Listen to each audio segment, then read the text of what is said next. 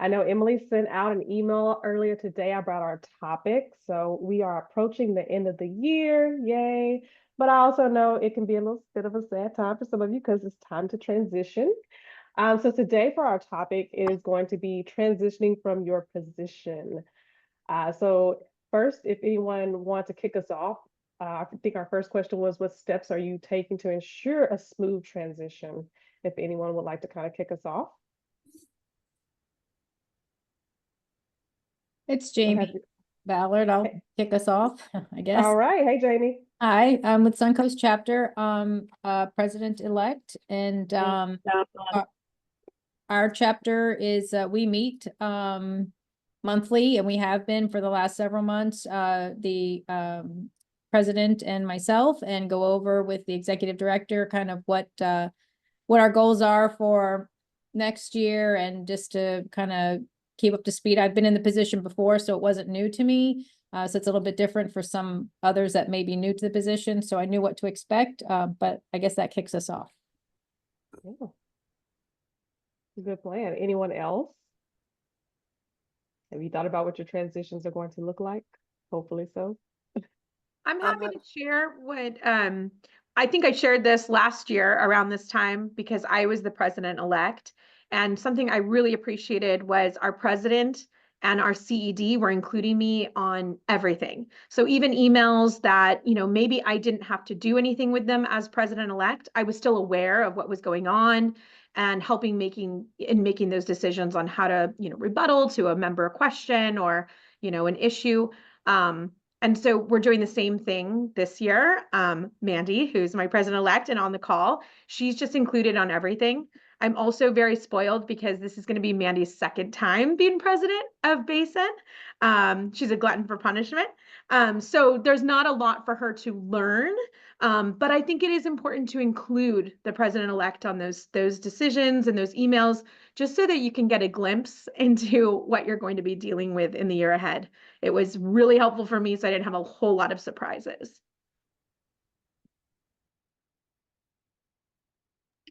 I'm trying to talk and I'm on mute. I was going to say nice, but nothing wrong with being spoiled. I love that for you. Anyone else? We're doing the same thing. I think I'm president-elect in the South Gulf Coast chapter, and pretty much always CC'd on everything that our president's dealing with.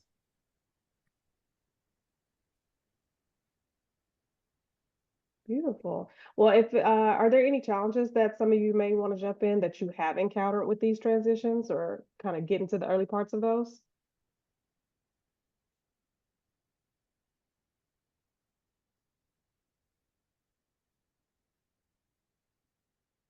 Quick Smooth question. How many on the call are current presidents? If you could raise your hand or use the react emoji. And then how many are president-elects? Just to make sure I see that too. Get everybody to get a movement. Okay, great. So we're about half and half.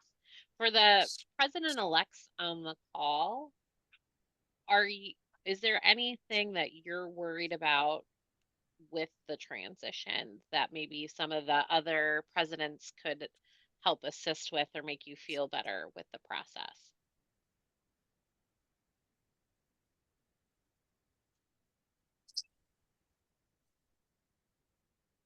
It's not anything that I'm really worried about, but I just wanted to kind of point out something that we're going to change. So internally on our board, when we would do the election of the officers, and it's all voted on by the board, we were all doing that live, either in person or on Zoom. And so we talked, and I just kind of felt like, there may be some stronger personalities on the board versus others. And so we decided to send an email out to our board to see who was interested in potentially running for those officer positions. And then we're going to vote on it anonymously. So we can do it that way. Cause I just felt like kind of in the past, there were certain like strong personalities that would appoint somebody. And I think there were other people that just didn't want to go up against the person appointing or the person that was appointed. And so I think that this is definitely more of like a fair, like easy way to do it. So have any of you had any experience with that, or how are you doing that with your officers? Interesting. So I've had it both ways. So I was president of the Los Angeles chapter in like 2018. And it was exactly what you described as somebody was trying to appoint the executive board, which was the president coming in, and the board didn't like it. So it ended up being a little bit contentious. You know, I was actually selected in a vote for it because who the president wanted to be the next president was not the board's choice. And I've done a similar thing or helped facilitate the similar thing in the Inland Empire chapter where I'm going to be president this year. So it's not a mandate from the incoming president, but it is a true board selection. And we have that conversation. So it's not just a rubber stamp onto something, and you know, we're putting the best possible people in best possible situations. That's awesome. Wow. So you're in for round 2 as well. I like that I've got a partner in crime. That's as crazy as I am. we're going to be the vice principal of a junior high one more time. Yeah. Nice. Anyone else have any experience with that you want to share, or how you do it in your chapters? I can speak for This Minnesota. is Carl. Go ahead. Carl from Indianapolis. I would just say that everybody's very respectful of one another. I guess as I get ready to be president, I just don't want to come across too dominant or too alpha position. I mean, because that is kind of who I am as a person, but the people I work with on a professional basis as well. I don't think there's too much competition. There's not been an influx of like a bunch of new people. So we're all kind of like moving the positions around from year to year, if that makes sense. So I guess any suggestions about, you know, how I can make sure that I'm approaching appropriately and being professional and while running the chapter, I guess, if that makes sense.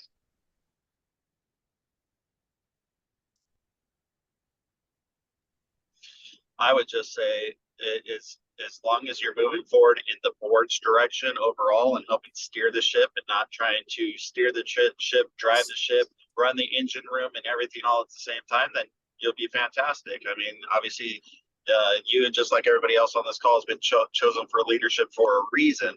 But the more that any of us can make sure we're enacting the board's vision instead of an individual's vision, you'll be just fine. Good advice. Thank you.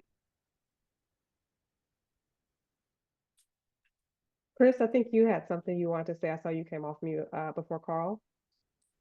Yeah, I was just going to say in Minnesota, for at least the last 6 years, from my understanding, I've been on for 4, is for our executive committee.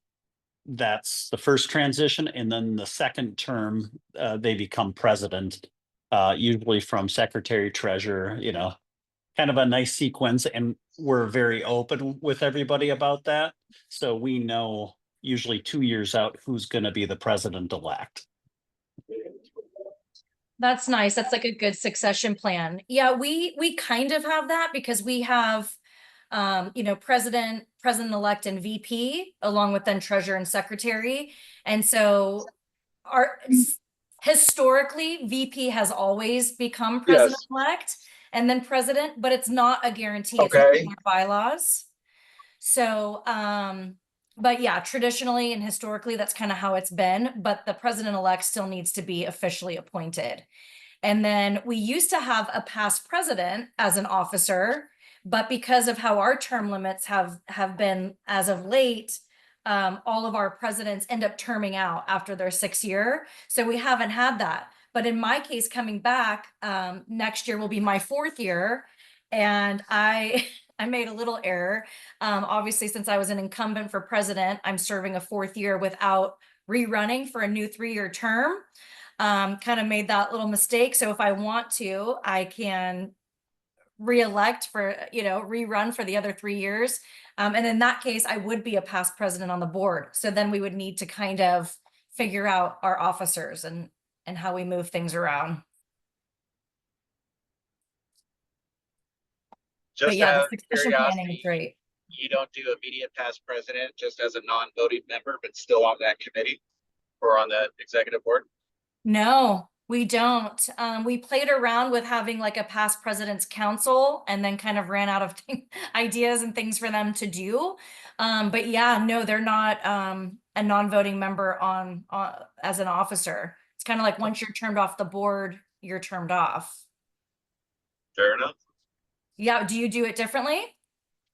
I've seen it done both ways. So if they had a year left, that they stayed on for the executive committee, but they were a non-voting member of the board. So, but I've also seen it, people walk away also just because they were just done or whatever. I think it just matters by chapter size and what you guys have or each individual chapter has. Yeah. And I guess I would see that clear in the bylaws. It should state exactly what it is. And most chapters have similar bylaws from what I've read.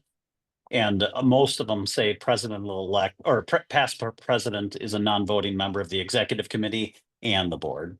So that'll define it. Yeah. All right. I'll need to look back at that and see what it says. Mandy, is- I know our documents say that the past president will be on the nomination committee.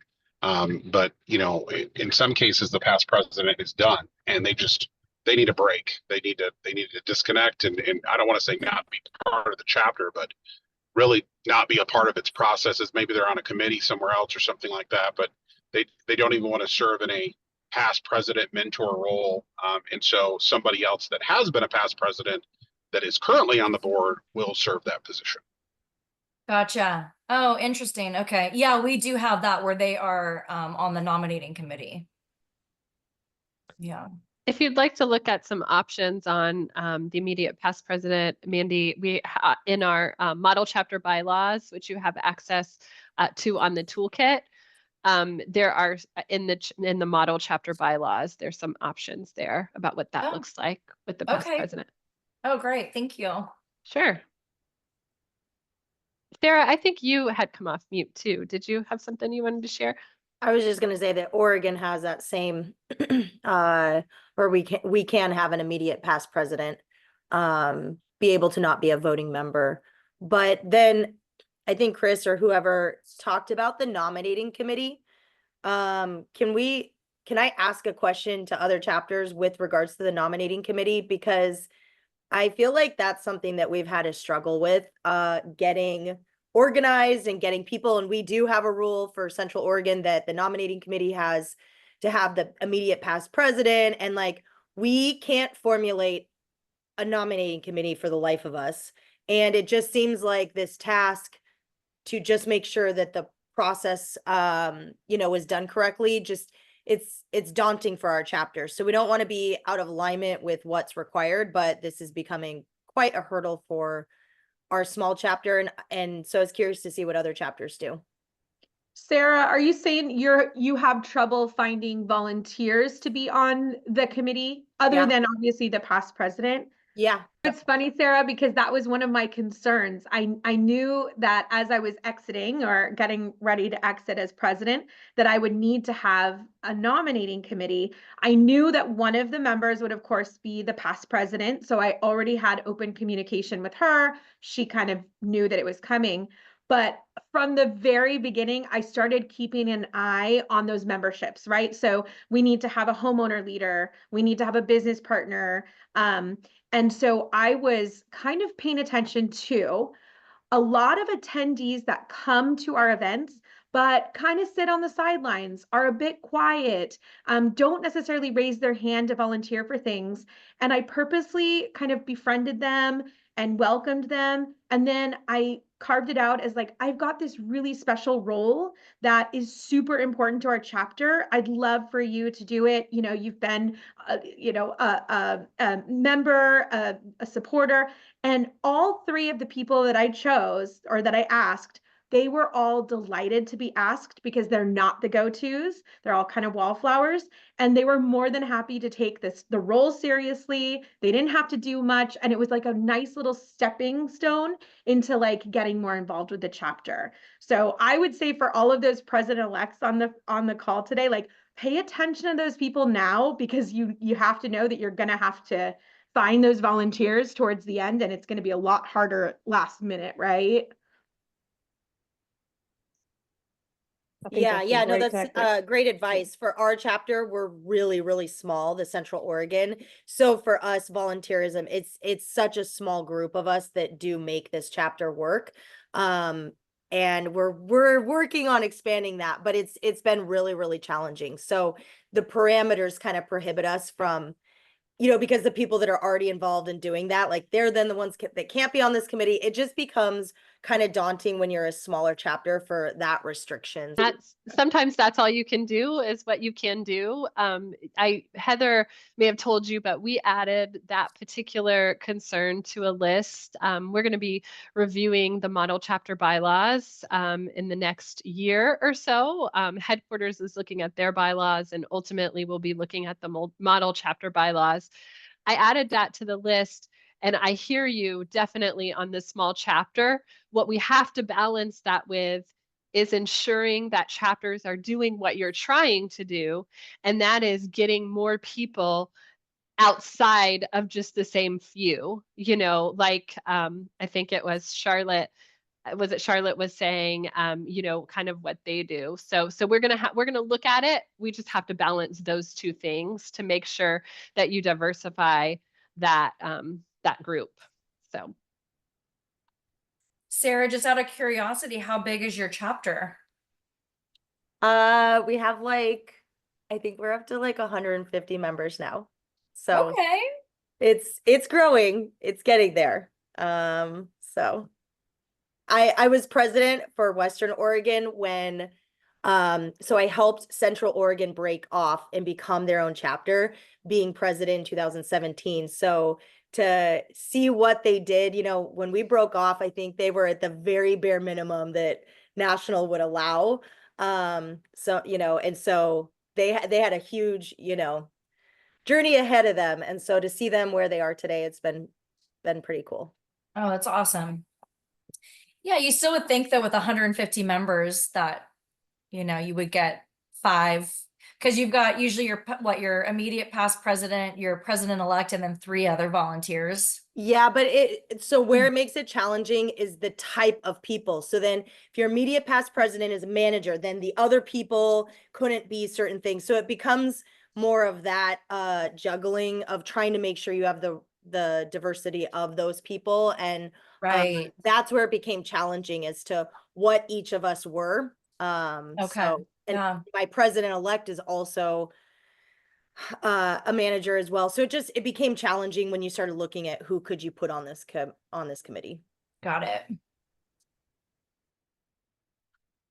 I've got a question for some people. So regarding the transition of the questions that Emily sent out, the smooth transition is copying in the president-elect, making sure we're trained. I was at a dinner with, was it Tom Engblom and Paul, was it Mengart, this last week? And I was telling them that we're just finally getting into the role and now it changes. Have we thought about doing a 2-year presidency, 2-year, has that, because it seems like the momentum, it takes a year to get into pretty much any position.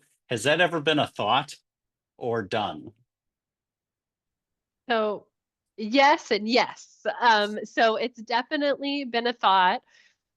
We considered it. Actually, I was on a task force when I was a chapter executive director when we looked at the model chapter bylaws back then. I can't remember what year that was now. And it was definitely one of the discussion items that we had at the time. We've kind of shied away from it in the fact that I personally have not seen it be quite as successful. And you all kind of hit on a couple of those things just a few minutes ago when you said at the end of the president's term, they're exhausted. And maybe that's not all the terms, but some of them have struggled, to keep momentum going, especially if you've had things like a change of CED, things like that. Now we have told chapters that if you're going through some sort of transition, it may be a good idea at times to vote to keep that president on for another year. I personally don't think you would want to box yourselves in to having presidents for 2 years, because sometimes you have to be careful what you ask for, and it may not be a great situation. And then you're committed to it for 2 years, the board is. So yeah, I think it probably has some definite perks, and one of those is for continuity. I also have seen it kind of go the other way. Anyone else from my team have any input, or anyone who else? Because maybe some of you have tried a 2-year term. Yeah, I know one of our Midwest chapters does have a 2-year term, and I apologize. The light is hitting me in the crazy spot right now. Thanks, daylight savings time. But anyway, they do, and in the past they've also struggled to get someone to say, yes, I'm willing to do this for 2 years. And so I think that's part of it too, of sometimes you don't know. I think Emily said it great. You don't know what you're coming into. You don't know what you're working with, what your life is going to look like. And so putting that 2-year commitment is very difficult. I also know that some chapters do have within their bylaws that the board is allowed to extend the president for an additional term with 2/3 vote. So I know some of our chapters have that within their bylaw structure. So that gives them the ability that if someone is willing to serve another year, they're doing a great job, the board agrees with that, that the board can extend that person to do a second term. But again, I think all of those are options if you have a really strong person in that role. And I think also having a conversation, if you're going to do that, that there's a reason behind it. It's not just, okay, we're going to do this because the person who's in line to serve, they might be thinking, oh, do they think I'm not good enough to fill this seat? Do they not trust me enough to be here? Do they have the ability to extend another year to serve into that president-elect role as well? So I think looking at that piece as well of who's next in line and what are they also able to do, and are they the person who's going to continue on in that role for the next year and into the future. Thanks, Brent. I have a little bit of a different view. So I think that although it's, you actually have your term dates and like, okay, I'm officially the president or whatever. I think that it starts mid-year of your president-elect year. So if you're working together just enough with your current president, you're getting ready for the strategic planning session, you're a part of the golf outing, you're part of all these different things. And then about mid-year of your actual year when you're president, you should be doing the same thing with your next president. And so if you look at it in that model, you should be starting 6 months prior and ending 6 months early. Totally agree with that assessment. That's kind of the way it goes for our chapter. Yeah, for sure. Just to kind of piggyback on what Charlotte said too, I have noticed that too. It's kind of different with managers and business partners. Like managers will come back kind of for the education as needed for their CEUs. But as business partners, like it's part of our job to be a member of CAI and active and engaged and a part of committees, like a lot of us. So I feel like some of the past presidents that were business partners, we're still kind of more active and involved, where the managers are kind of like, I'm done. I just got to focus on my job and tap my toe in when I need the education. Yeah, I mean, everybody that's involved in this is a person, and so you have to be getting something out of it, right? Either education or networking. Networking's a big one. If you can involve and enthuse in make networking happen within your chapter, I think that you can really grow it to the next level. Yeah. Yeah, Chris, you just have me looking back at our directory because I know I had seen presidents that had served 2 terms. And I knew it was early on. So kind of like Sarah, how you were one big one and split off to 2. We were 2 that combined to 1. So we were Bay Area and Central California chapter. So we absorbed Central California. So for our Bay Area chapter, it was only 1980 and 81 in its first inception that the president served 2 years. And then the first two presidents for the Central California served 2-year terms, but after that, it's never happened again. So I'm just kind of now curious about our history and how that all happened. I think Arizona does things so much different than the rest of you because we have policy governance here. So the president is a 3-year term and but all that you were talking about, setting up these committees, et cetera, is handled by our director, Kate Combs. So that is her role as the director of CAI. So, if the policies or we need to change how we look at, getting board members and so forth, we are able to, during that time, enact change through changing our processes and our procedures of what we're doing and our bylaws. So, so much of what you're talking of is very different in Arizona than, unfortunately, what you all are doing. I'm pretty grateful for that.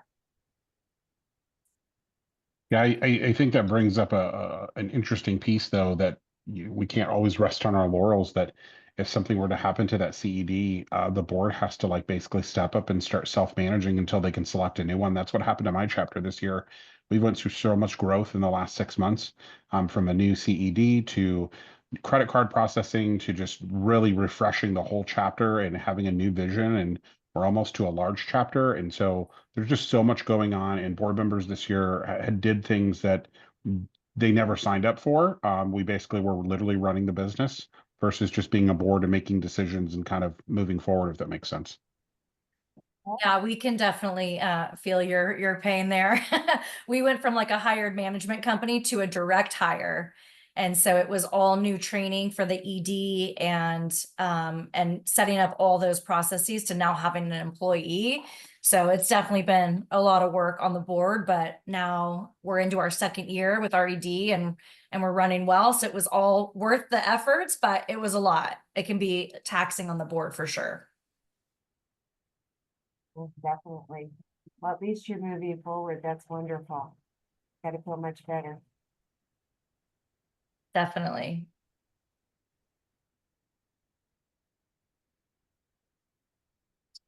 All right, I know we've kind of pivoted a bit, but which is okay. It's just okay. So if you have anything else to add to that, please feel free to jump in if we want to continue on with transitioning. But this did kind of segue in my mind to were there any resources or any things that you think that could help with transition you feel you may be lacking or you may need? Yeah, for our chapter, and we have one of the larger chapters, and it's something we're actually currently discussing, like a standard operating procedures book, is we feel going to be helpful. First of all, to understand processes, but also to help, the incoming presidents and president-elects kind of understand, what the rules and regulations are. But also just to have some kind of boundaries of what it is versus what it isn't. And also to piggyback on the previous topic, I think the reason why a lot of people do get burned out is, we've all served on different boards, and before you get to that president position, you're shadowing for a couple of years as a board member, and you have, you're making notes on things that need improvement. You're kind of seeing strategically what would make sense. But sometimes when boards are older, as in the case of our chapter, it's kind of hard to implement the change that you think you're going to implement just because there's so many different moving parts and opinions. And although I feel like sometimes you might have a good idea of what needs to get done, I think sometimes just presidents get disheartened when a chunk of what their vision was doesn't really come to fruition. So I guess in that sense, I can see a 2-year term, but the flip side of that is what was discussed. Sometimes you have to be careful what you wish for. So definitely interesting challenges though. And in our chapter currently, we do have a nominating committee. Our chapter is fantastic because everybody wants to get involved, so we don't have that problem. But sometimes it's just kind of hard keeping everyone in their lane. I would say go to the CAI national event. It is amazing. Our team on this call does a great job of invigorating people to get inspired and do more for their chapter. I thoroughly recommend it. Thank you so much. It's actually something I'm discussing with the owners because I represent Maximum Security. We're a guarding firm, and we're actually just expanding nationally. So I keep pushing for the next national show because now it makes sense for our target audience. But for me, as someone that's going to continue to have a huge role within our chapter, I'm really interested in all the educational sessions, doing a lot of groupthink to see what other chapters are doing, and also just seeing what the show's all about. So it's definitely something I'm pushing on. We'll see how it goes. Yeah, I this year was my totally, first. yeah. This year was my first year, and I was amazed and very beneficial. Very happy that I went. I Nice. totally agree. And our chapter, we actually put a little money aside in our budget to send our president-elect. We're not going to send all board members, and frankly, a lot of business partners that, are, at a national level, they go anyway, which is awesome. But we pay for our president-elect because I do like, honestly, the information that you get, the staying in a lane and kind of knowing what the expectations are of your CED, what your expectations are of your president-elect and your president, and then hearing, like we do on this phone call, but hearing from other chapters, and then they give you an opportunity to be with chapters of your similar size, and you just learn so much. I think that if everybody goes to that, I don't see what else you could want as you transition, because all of those tools and resources are given to you and explained, and you have access to everything online. It's awesome. Yeah, we actually, Charlotte, we budget for president-elect, president, and our ED. So all three get to go on behalf of the chapter. Yeah, I agree with you. I was so moved by it this year. I got the board to approve that into our budget moving forward, that all three people on a rotation need to go to keep the chapter invigorated. That's awesome. Yeah, Nice. we do the same thing in Northeast Florida, and I've been for the last 3 years as president-elect. And the first year I went just as a board member on my own dime. And yeah, it does invigorate you. It gives you a great opportunity to network with other chapters, see what they're doing. And it's inspiring and exciting. And even though I'm at the end of my term and I'm a little burnt out, I still had a great time. And I think Emily, and again, the national team has been amazing. So if you are president-elect and it seems overwhelming and you get to a point where, or CD, and you get to a point where you feel like it's a lot, just know that you have so many resources in this group.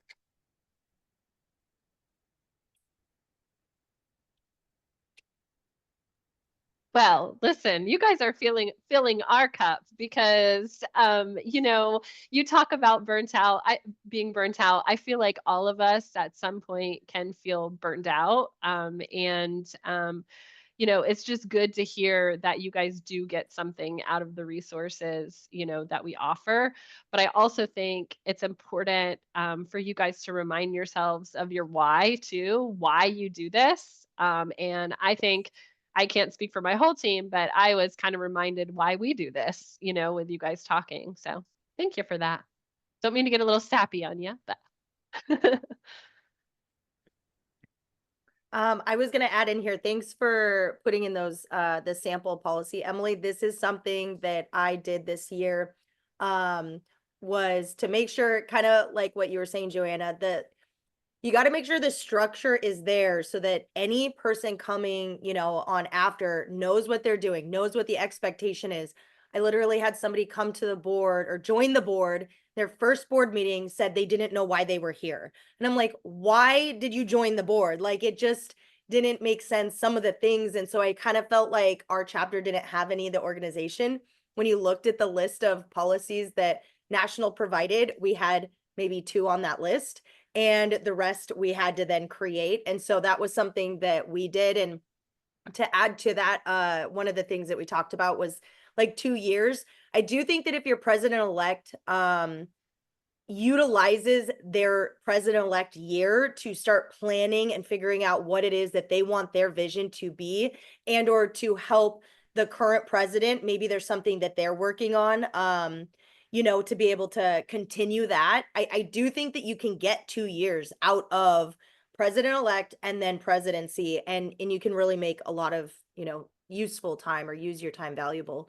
So that would be my suggestion, is as a past president myself and now and a current one again, and is that I just utilize that time and really trying to instill that in the president-elects that are coming in, that they really do have 2 years for planning and implementing. And so that would be my suggestion, but also to make sure the organization is there, the reasonings, the whys, the structure with roles, who does what's the expectations there. I think that's really important for the board and committees too. And that's one thing that we focused on this year, is rewriting all the committee charters. So we just executed all 8 of them. We have 9 committees, but 1 is lax. So we just revised them all, and in January, February, we'll have a committee meeting with all the committees, chairs, co-chairs, the board, go over exactly what the charters say. So they know to stay in certain lanes and to complete certain tasks that will help the ED, or CED. Yeah, Chris, we're taking that on too. We're just about done and then found a couple discrepancies. So we had a committee to do it. So a few of us still need to kind of fine tune it and tweak it. But yeah, it's a big undertaking, but super helpful to have. Mm. So this is kind of off script from our questions, but Sarah, you brought up something that I wanted to ask you all. Does anybody kind of want to share what their vision is for next year? Oh, pick me. Yeah, go on, do it. Marketing, marketing, marketing, marketing, marketing. We're very fortunate. Long Island has so many resources and so many communities, and we're having such a hard time just grabbing new people. Like, the current base is fine, but we need fresh blood on committees, on boards, members, business partners. So my vision is actually to focus on helping the chapter build a strong foundation. So what I offer our chapter is marketing expertise, because that is what I do for a living for the company that I represent. But when I did an analysis of all the market touch points, I'm like, wow, there's a lot of room for improvement here, and that's my area of expertise. So maybe for my term, that's something that I can help establish a strong foundation with. So we did start to talk about the website, which is really key. For us, our biggest revenue generator is our trade show, which is really well attended, but we're getting so big that we're outgrowing the space. So now we need a committee to find new venues. What's been interesting over the past couple of years is that we've made little tweaks to help move things along, but we're finding that it's not moving as fast as it can, based on the statement I made before, that some of the older board members, they're not understanding like how that foundation is built. So now that some of the older board members are actually getting aged out, we're hoping to bring some fresh ideas with new members, so that way we can move everything along a little bit more swimmingly. But that's also not to disregard the power of social media. And especially if you think about it for the business partner perspective, LinkedIn, it's what it's all about. So I'm definitely looking to help to shape that, but also to bring in more technology, for managing the trade show, everything from lead retrieval to actually registering visitors, so on and so forth. There's all these different tools now that can kind of help to make it easier for the CD also. So definitely focusing a lot on marketing.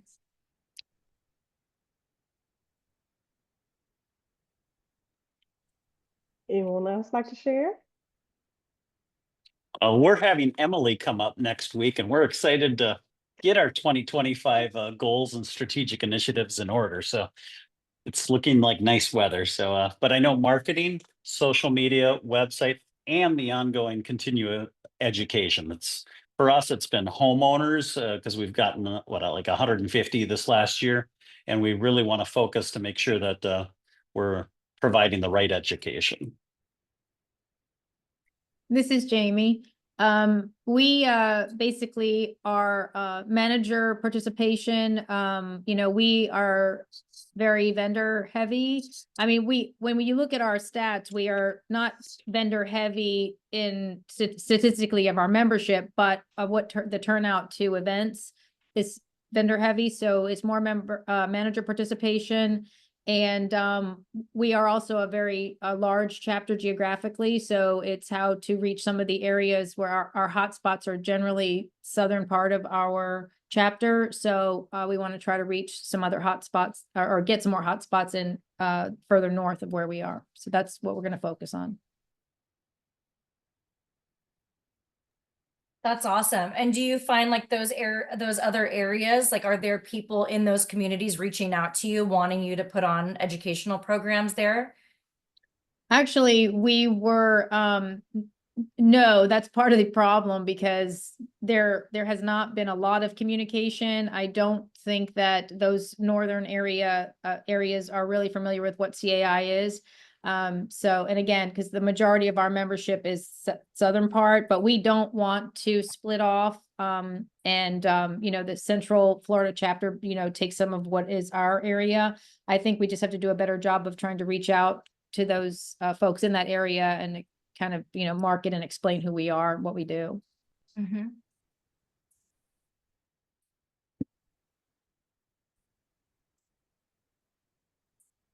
For Joanna, did you? me, it's a little bit more on the financial side. So we're on our third ED in the last one abruptly quit, one ended up not being the right person, and now we have a new one in the door. And we have a struggle with making sure our books are the way they're supposed to be, that we're not bleeding money unnecessarily, and making sure that we're balancing running enough events to fulfill the budget with not oversaturated events so they don't become valuable anymore. And just white noise in the background. So we're in a little bit of a different spot. And still we're in a nice little spot where we're actually starting to grow a little bit more again, where we were very stagnant and had a really tough time coming out of COVID in our area. So I think our existing president did a really good job of just kind of foundationally laying some stuff down so that we're able to kind of hit the ground running moving forward. But everybody has kind of the similar marketing issues, I believe, to some degree. Some chapters are better than others always, but for us, it's making sure we're in a nice financial situation so that, this chapter that's going to be 35 years old can get to the next 35 years. I'll let you guys know, I dropped our 2023 salary and benefits survey in there. So that breaks it down of what chapters have hired, directly, they're working with a management company or they have a contract employee. And it also organizes that by the size of your chapter and by budget and other things too. So I think that would be a really good resource because that will reach more than just who's on this call. That's overarching. So we do that salary survey every odd year. So we'll be doing another one next year with the CEDs and the chapter staff. Excellent. Expect your CED to do the business development for the chapter, or do you leave that specifically for the board members? In what capacity? So as far as hunting and bringing in new members, both business partners and communities. I think everybody is always doing that, but a membership committee is the fundamental first one. And then your marketing budget that would include the CED salary, but an actual focused marketing movement, whether it's online, social, direct marketing, cities, collaboration. We do all of that. Yeah, so we have a membership committee as well, but we also have an outside PR firm that we work with. And so that's who helps us with all of our social media and strategic advertising in our markets and that sort of thing. Got it. Excellent. Thank you guys. That's extremely helpful. I want to chime in because I think that sometimes the CEDs, there's so much put on them when in reality we've got to get our committees to kind of take some of that stuff. And I think that we don't want to burn out our CEDs. They do so much. And although I think there can be goals that are set to the CEDs, like, hey, the chapter's got to grow this much, like this is how you get to your growth. But I just hear it from from different sides where I think a lot of people will expect the CED to just do more than maybe what is really realistic. And I think that there does need to be a balance and that the board needs to have a part. And this is no different than just boards in general that we're working with, is that we've got to elevate them. And it's not just, hey, we have an ED, so they do it all, or hey, we have a management company, so the management company does it all, right? And that's just not realistic. So I do think that we have to set expectations with boards and our board members and committee members that they have a part to play in this, and that's how we continue to thrive. So that's all I would add to that. We obviously revamped a lot in the Suncoast chapter over this past year, and we really took a good look at board members and what their skill sets were, and committees were very plentiful. We had not had that in the past, but just making sure that, you know, we fit the right folks with the right skills and their tasks same. So it's been very, very productive. We're really, I mean, just leaps and bounds, and everything is really working in concert with everything. So I was going to add to that too, being a chapter executive director before for a chapter, you know, we expect the chapter executive directors to be good at lots of things. So they wear so many different hats. And, you know, we all have our strengths and weaknesses. So I think it's important to have those conversations with them. If there's something that maybe they don't enjoy doing, or maybe if there's something that isn't quite in their wheelhouse, maybe you could hire a third party to do that. You know, even if they are an employee, you know, maybe you could you know, hire someone to do the bookkeeping or marketing. You know, we have plenty of chapters who do those things.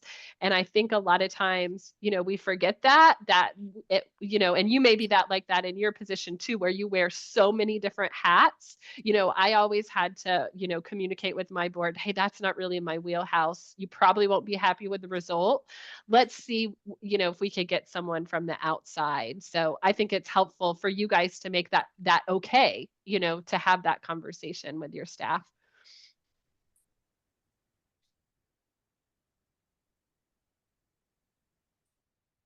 All right. Is there anything else to add? This has been a great conversation. Well, these sharing sessions have been helpful for myself, so thanks for having them. Oh, we appreciate that. Y'all really been pumping us up today. I actually have a question, and if it's off what the organizers of the meeting wanted to talk about, then I'll stand corrected. But I'm just curious because this is a challenge that I will be facing for this upcoming year because we want to continue to grow. How are you guys capturing communities whereby, like in the communities, the board's always changing? So even if you try to send a mailer, it may or may not go to the right person. A lot of people, especially older communities, they're not on social media, so you can't catch them that way. You know, because we've tried everything from radio to TV and everything in between. So are you guys using any tactics that are actually helping capture the ones that aren't that aware about the community? And if so, what strategies are you using? I'll say what Minnesota's done. Well, first, we bought a competitor a couple of years ago. That worked out well. It took a lot of effort over the last year to gain some of that membership. Then the other thing is management company executives have a retreat with however many management companies you have, try to get them involved. And I do know some across the country have written into their management contract that they will become CAI members as part of the management fee, but get the executives on board and have it cascaded down to every manager to ask their boards to join. That's worked well for us. Okay. And but do you find, and maybe it's a New York thing because we're kind of competitive, but do you find that the management companies are willing to bring their communities whereby they're not afraid that the other management companies are going to steal their clients? There are 2 or 3 that I know, the owners, they are competitive, but over the last 10 years or so, they've opened up. We've got about 80 management companies in our area, and the majority are open. It's all based on who does the best. That old school thinking, though, it still exists. You are right. Yeah, I know, It, it, unfortunately. it does exist, but if you supply the right product, and we've got the FSRs associates, we've got the ROCALs and all those, they're all on board with it. So they've all added Got it. many different boards. So hopefully Well, I they mean, run one their of business well enough that they don't have to worry about that. about that. Well, I mean, I'm a believer there's enough business to go out for everybody. And, with our chapter, we focus so much on the educational sessions that even like I specifically say just, to learn about sewer treatment plants and all this other stuff, and they make it really interesting. But one of the things that I was kind of thinking about, because I know that property managers, some of them carry a specific accreditation where you need continuing education to keep that accreditation. So I was thinking, do we maybe structure a class where they're more, apt to come, since they'll listen to, the class, and they'll get their credits or whatnot. And then that'll give us a chance to kind of be like, hey, by the way, this is what we do. And, that's something that we're kind of thinking about if we want to structure it that way. But it still doesn't, I guess, account for the fact that, New York is New York and it's kind of competitive. So we're trying to go about it slow and steady. We used to have Just- that mindset, that, I'm an owner of a management company. So, we used to have, over the years, people were always, well, we don't want to, we don't want to bring our employees because we don't want them poached, and we don't want our homeowner boards to come because we don't want them to change management companies. But honestly, if they're going to change, they're going to change anyway. It doesn't matter if they're coming to a CAI function. There are so many different trade shows down here that expose our membership or expose our boards to other management companies all the time. Most of the mindset has now changed to where everybody knows that that's not, they're not going to leave because they came to a CAI event. That's not why. So I wouldn't worry about it. Thank you.